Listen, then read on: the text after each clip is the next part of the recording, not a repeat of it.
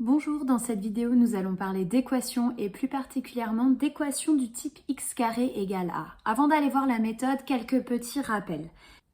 Vous n'êtes pas obligé de recopier ça dans votre cours. Juste pour se remettre un peu les choses en tête, si je veux calculer 7 au carré, évidemment c'est 7 fois 7 et donc ça donne 49.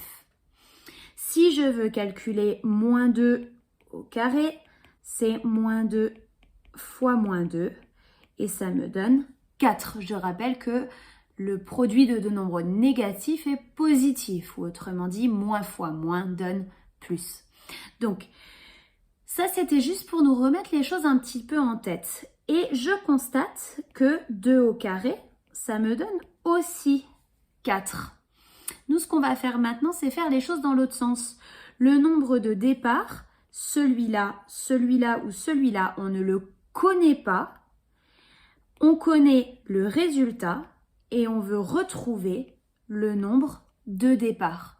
Ben, vous voyez que c'est pas très compliqué, d'accord, dans l'idée. Donc, une propriété, si A est positif ou nul, ça marche aussi, alors les solutions de l'équation x carré égale A sont racine carrée de A et moins racine carrée de A. On va expliquer sur des exemples, une petite remarque juste sur pourquoi j'ai précisé que A doit être positif. Si A est négatif, x carré égale à A n'est pas possible. On ne peut pas avoir un carré qui est négatif, vu que plus fois plus, ça fait plus, et moins fois moins, ça fait aussi plus. Donc, un carré est toujours positif. Si vous avez x carré égale moins 7, moins 15, moins 21, c'est pas possible. Impossible. Pour l'instant, parce qu'on travaille avec des nombres réels. Vous verrez au lycée, pour ceux qui feront des mathématiques, que vous trouverez une solution à ce problème-là. Alors, des exemples pour voir comment ça fonctionne. X carré égale 64. Alors, on sait que 8 fois 8, ça fait 64. Et donc, on sait que x1 égale 8, ça va fonctionner. 8 fois 8 me donne 64. Mais du coup, j'ai aussi moins 8 fois moins 8 qui fonctionne. Et pour enlever le carré, c'est comme dans le théorème de Pythagore, je prends une racine carrée. Là, je peux faire le calcul de tête de manière évidente, donc je ne suis pas obligée de l'écrire. Mais dans l'exemple suivant, un nombre fois lui-même qui donne 15, c'est tout de suite un peu plus compliqué.